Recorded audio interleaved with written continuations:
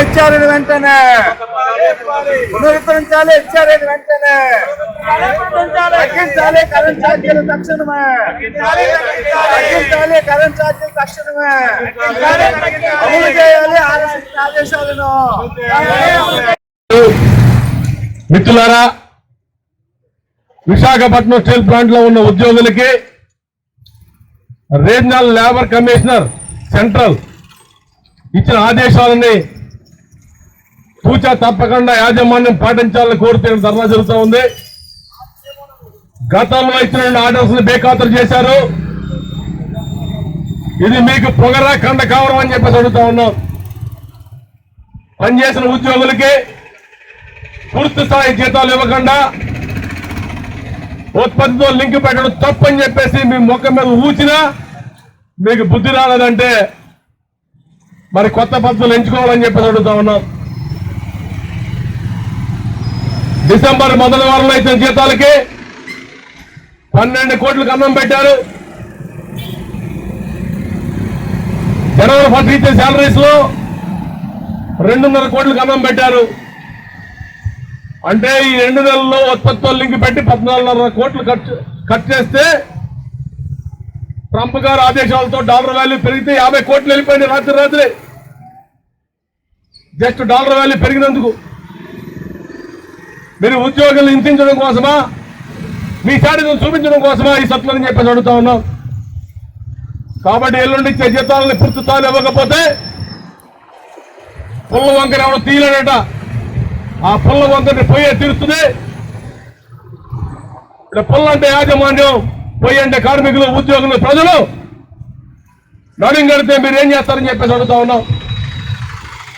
కాడు ఉద్యోగ మిత్రులారా, అధికారులారా, మనకి 3 లక్షల నుంచి 7 లక్షల రూపాయల జీతాలు రావాల్సి ఉంది. గత ఫైనాన్షియల్ దాటిపోయింది.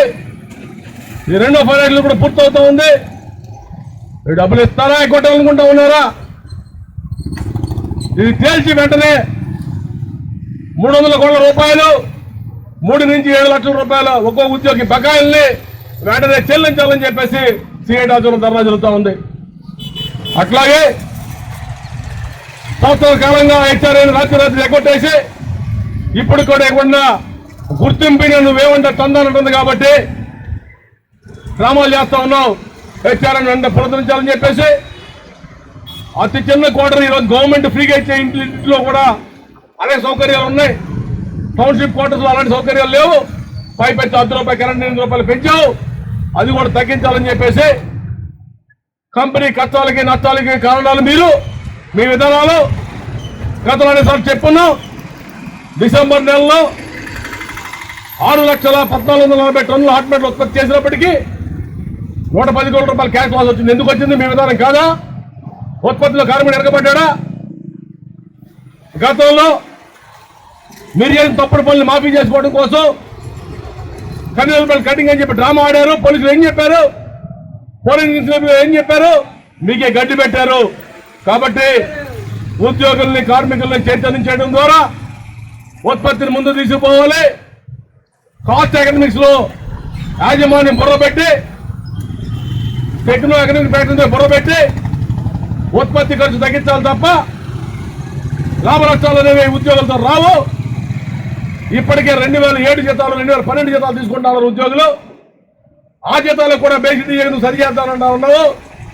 కాబట్టి జనం తెరబడక ముందు ఈ సమస్యను పరిష్కారం చేయాలని డిమాండ్ చేస్తూ, ఈ సమస్య రేపు ఇచ్చే జీతాల్లో పూర్తి జీతాలు ఇవ్వకపోతే భవిష్యత్తులో జరిగే ప్రతి ఆందోళనకి యాజమాన్యం ప్రభుత్వం బాధ్యత వహించాలని చెప్పేసి హెచ్చరిక చేస్తున్నాం. Thank you.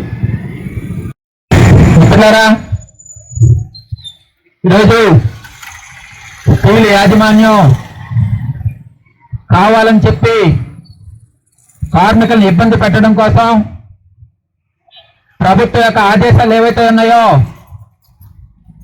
ప్రొడక్షన్తో ఉత్పత్తికి లింక్ పెట్టి జీతాలు చెల్లించాలని చెప్పేసి ఏదైతే కార్మిక చట్టాలకు అనుగుణంగా లేబర్ కోడ్ తీసుకొచ్చారో దానికి అనుగుణంగా ఈ రోజున విశాఖపట్నం స్టీల్ ప్లాంట్ లో కార్మికులను ఇబ్బంది పాలు చేసేందుకు ఈ విధంగా కొత్త విధానాలను కూడా అమలు చేయడం జరుగుతూ ఉంది.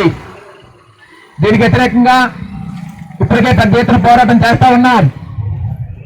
యాజమాన్యం కార్మికుల్ని ఉత్పత్తి వైపు తీసుకెళ్లడం కోసం, ప్రోత్సహించడం కోసం తీసుకోవాల్సిన చర్యలు మాని ఈ స్టీల్ ప్లాంట్ ని ఏ విధంగా దెబ్బతీయాలి, ఏ విధంగా అమ్మేయాలి, ఏ విధంగా నష్టాలు పాలు చేయాలని చెప్పేసి ఉద్దేశంతోనే నడపడం జరుగుతూ ఉంది. ఇప్పటికే మనం లేబర్ కమిషన్ గారిని కలిసాం. లేబర్ కమిషన్ గారు ఇది ఉద్యోగులకి ఇస్తున్న జీతాల, ఇది ఇన్సెంటివ్ అని చెప్పేసి అడిగిన పరిస్థితి ఉంది. అంటే ఉత్పత్తికి లింక్ చేసి ఇచ్చేది ఏదైనా సరే ప్రోత్సాహకాలు, ఇన్సెంటివ్ అవుతుంది తప్ప జీతం కాదు. జీతం అన్నది ఆ కార్మికుడి యొక్క అపాయింట్మెంట్ లెటర్, ఆ కార్మికుల యొక్క సర్వీస్ కండిషన్స్ బట్టి ఆధారపడి ఉంటుంది తప్ప ఉత్పత్తికి సంబంధించి కాదు అని చెప్పేసి చెప్పినప్పటికి కూడా ఈ యాజమాన్యం చేకడం లేదు.